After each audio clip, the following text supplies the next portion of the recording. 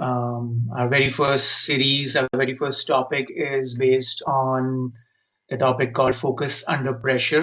We all realize how important it is and the amount of pressure we as engineers face. So, a very important tool to have in our bag, how we can focus more and how we can protect that skill of focus and concentration while working under this pressure situation. And I'd like to introduce a very special guest we have to guide us on this topic, Dr. Kathy Shea. She is a long-term friend, known her for, I think, easily 12 to 13 years or more, I could say. Um, and a little bit about her. She is a long-time meditator, almost 40 years meditating, and also a former university educator, a researcher, a small business owner. Little bit about her is that she loves making meditation practical, which you will experience today in this session, and accessible for busy professionals, and loves teaching simple tools to manage stress and clarity. And in past, through her work, she has led various research and efforts, consulting efforts, and served in women advocacy, in leadership roles, and in the various boards and community programs across Miami. So let's welcome Dr. Kathy Shea. Over to you. Thank you, Tej, and welcome, and thank you to all of you who've invested your time in spending with us to share some thoughts about this really important topic. I know I don't have to convince anyone about how important focus is and how much pressure as engineers you are under every single day. This is going to be an experiential session. I'm not just going to talk about focus, we're going to practice it. And hopefully you'll get some skills and some practical tools. And I'd like to begin actually with a little experiment. So you're going to see a very short video, and you're going to be asked to count the number of times a basketball is passed among the players or between the players wearing white shirts. Count the number of times the ball is passed between the folks in white shirts. Okay, it's very short. So count how many times the players wearing white pass the basketball.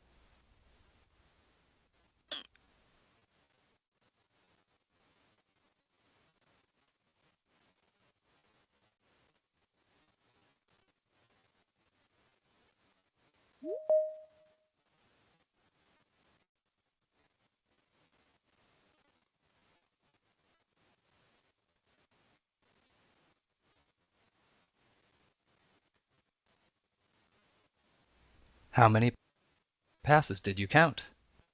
17. If you could put it in 14. The chat, those of you who are able, or some of you are mentioning it, 14, 17.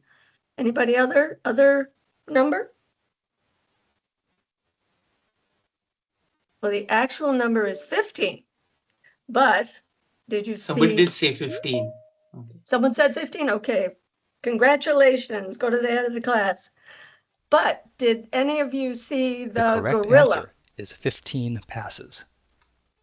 But did you see the gorilla?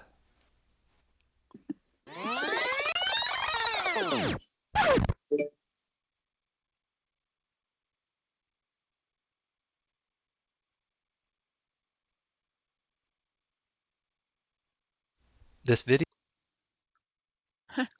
Did anybody actually see the gorilla? Yeah, because it just looked odd. Why is there a gorilla there? I saw it. Okay. And the letter S is on the wall too. I'm like, that's got to be something. So that's the next test.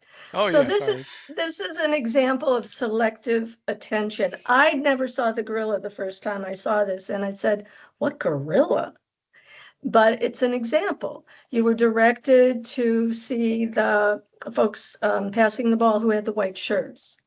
And so sometimes we're instructed to see only certain things, and sometimes we're influenced, and sometimes we just miss it. So the first point I want to make, and maybe Tej, go to the next slide. The first point that I want to make is about attention. This is actually setting the context. We know you live in a world of pressures and regulations and distractions. Actually, we all live in that world now. And I want to set the stage that your mind wandering is absolutely normal.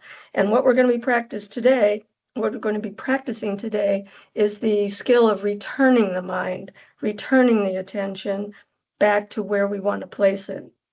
And the third thing I'll leave you with is that very short practices from 30 seconds to a couple of minutes work well in real world settings. And those of you who are meditators or have some kind of a practice, or you've heard Tej talk about traffic control of the mind, these are short things for 30 seconds or so that really pay off big. And there's saying what we do, consistently, small things over time yield big results. So let's go to the next slide. So these are three important concepts I want to say a little bit about. And we talked, the video was the first one, attention. It's the process of selecting what information you take in. We were instructed to take in the information or to count the number of passes among the people in the white shirts. And this, I like to think of it as resource allocation or bandwidth. How much bandwidth are you going to allow a certain task or topic? It's either under your control or sometimes it's just an invasion of information, like the gorilla. The unexpected comes in. You weren't expecting it, you weren't asked to look for it, and many of us missed it. So we hadn't allocated enough resources to accommodate the unexpected. The second thing we're going to be working with today is focus, which is different from attention. Focus is stable attention. So you're watching the video and counting, that was a full 38 seconds that you managed your stable attention. And in general, focus is the ability to place your attention wherever you want it. And I just want to throw this out for your consideration. It's literally the opposite of multitasking.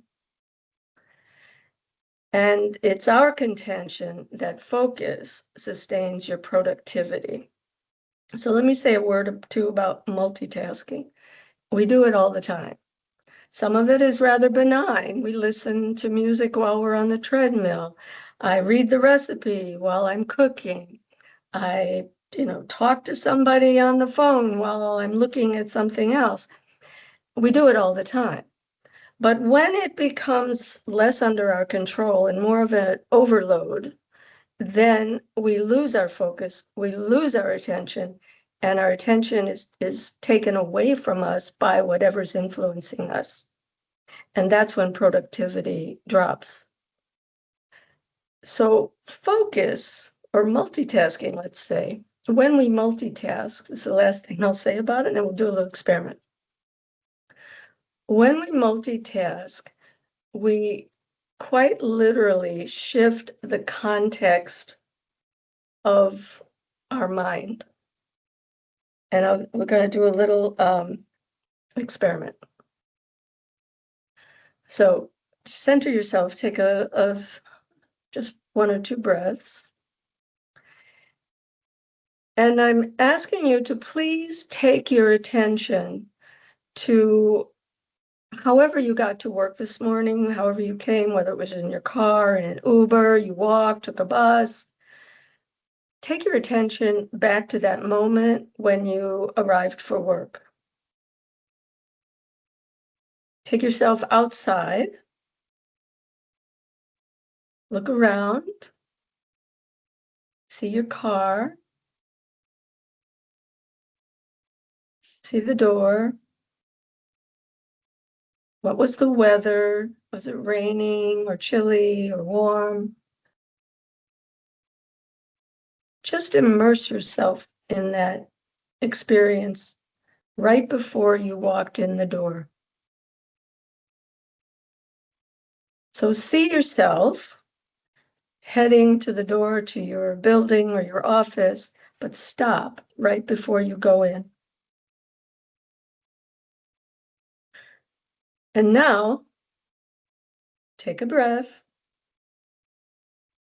As you exhale, let that image go, let that disappear like a cloud just floating by, and bring your attention back here to this presentation. And this illustrates our ability to literally put ourselves anywhere we want, at any time we want. I could have asked you to take yourself to the beach or take yourself to a pleasant experience. We could do it anytime. We can shift our focus and the context of our experience. Now, you're doing it consciously, and every time we do one of these little shifts, we're building the ability of our minds to focus. And the third concept is concentration, and that's the sweet spot.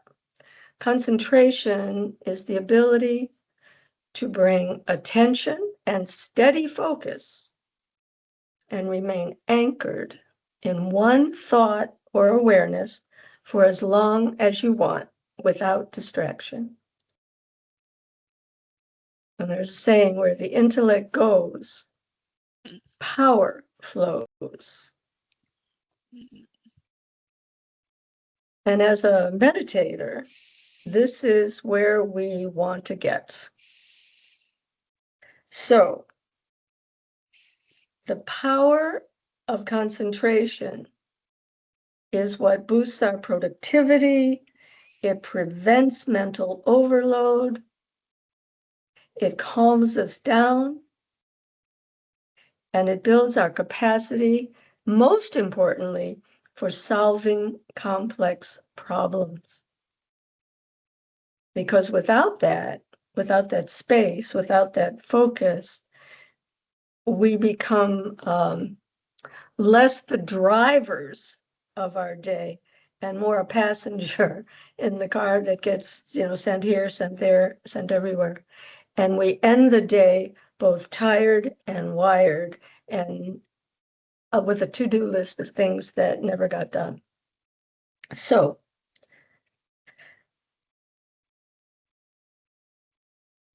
I don't want to say too much about it. I want to try and concentrate, do it a little more as a practice and not as a talk. So let's go to the next slide.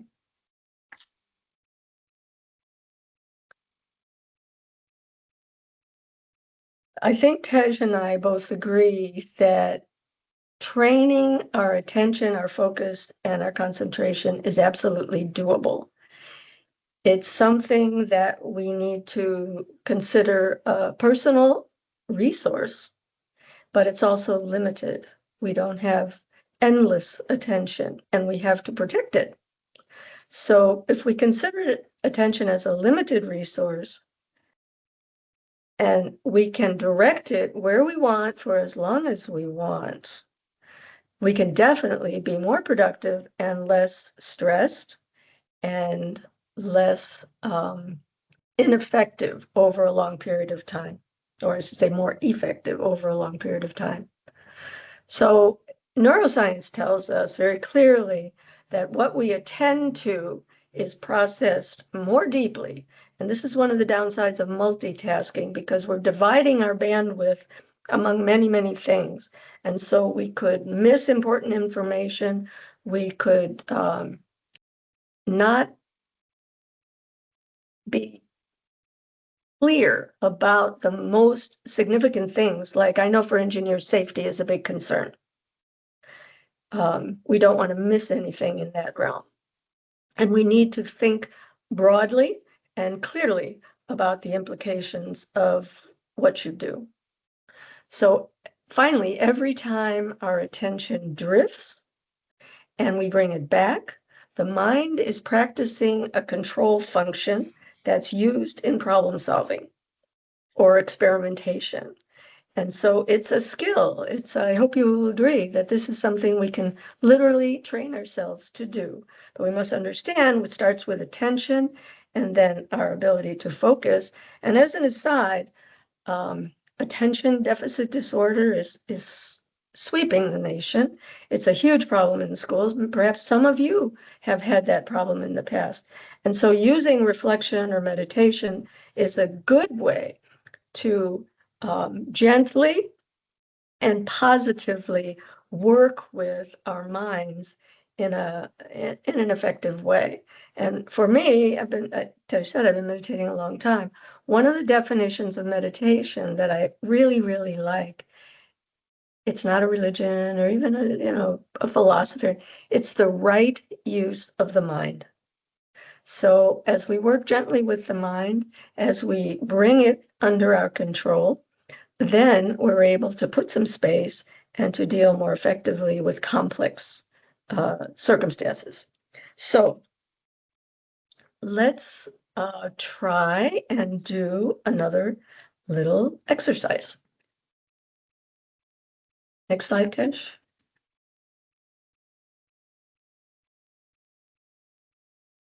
So this is actually a guided practice to help us develop our training and our focus. We're going to literally train ourselves. And I'm going to guide you. I'm going to say a couple of sayings, and I'll guide you to be the observer. And we're going to come and go. We're going to use our minds in a very gentle and non-judgmental way, but we're going to observe ourselves. So let's begin. This will be about, let's say, 5 minutes or so.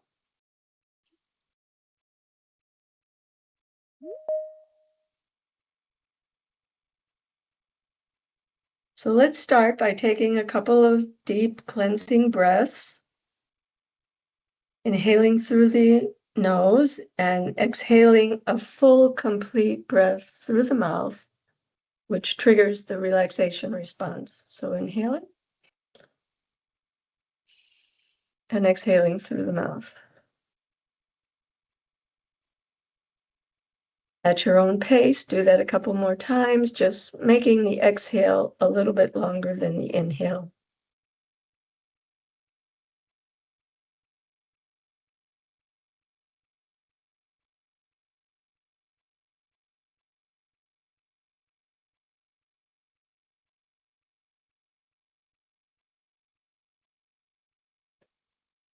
Now just do a quick body scan and notice if there's any tension or tightness.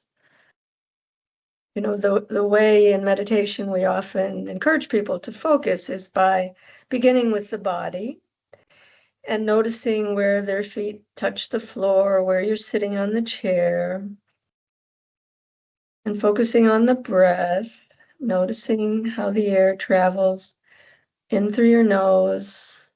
Just follow the air all the way down through your lungs. And on the exhale, how it releases any toxins.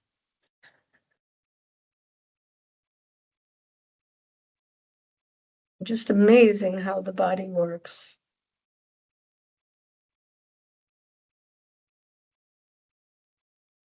You should be feeling a bit more relaxed.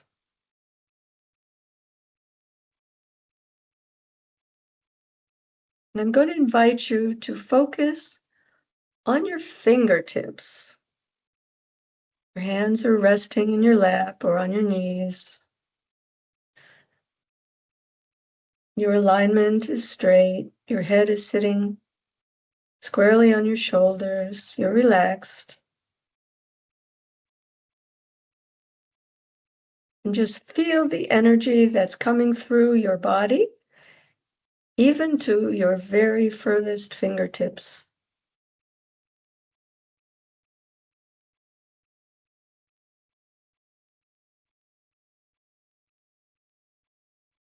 This is your own personal bandwidth, your own personal life force.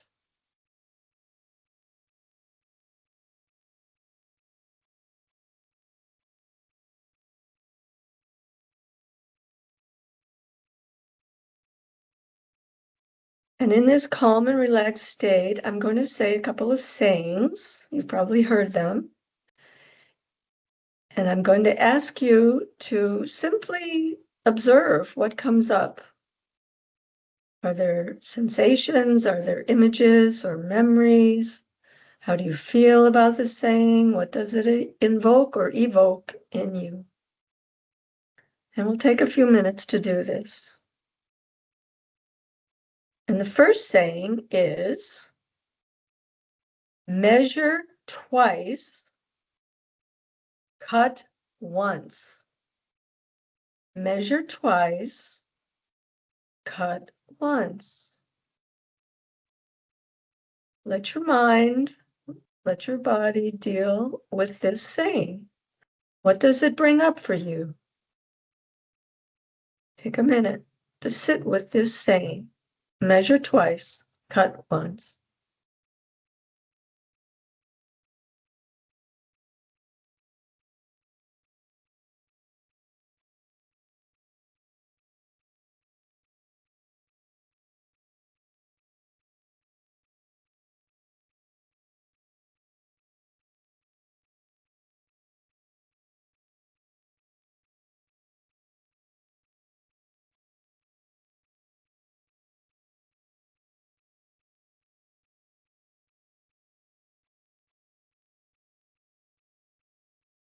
And now take another deep breath. Let that image, that saying go. Refocus your attention on your fingertips. Is the energy still there? Just notice how you're feeling. Let yourself relax, particularly your face. If there's any tension in your eyes, just relax your face, your jaw. And now I'm going to say a second saying. The saying is, tomorrow's another day. Tomorrow is another day. Let that sit and just observe. Observe yourself responding to that saying. What images, what feelings, what memories, maybe some words, maybe a song. What does it bring up for you? Tomorrow's another day.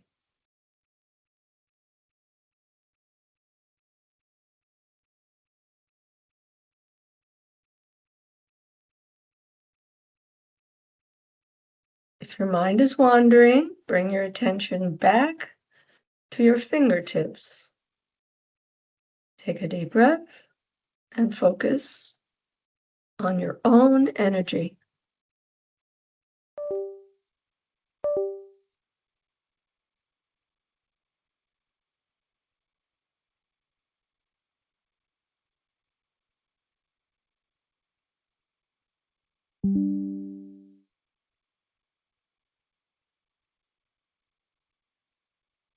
And now, take another deep breath. If your eyes have been closed, open them. Inhale, and as you exhale, exhale out all thoughts, all images, all impressions. Let go of those sayings and bring your attention back to this room, the Zoom room, Teams room.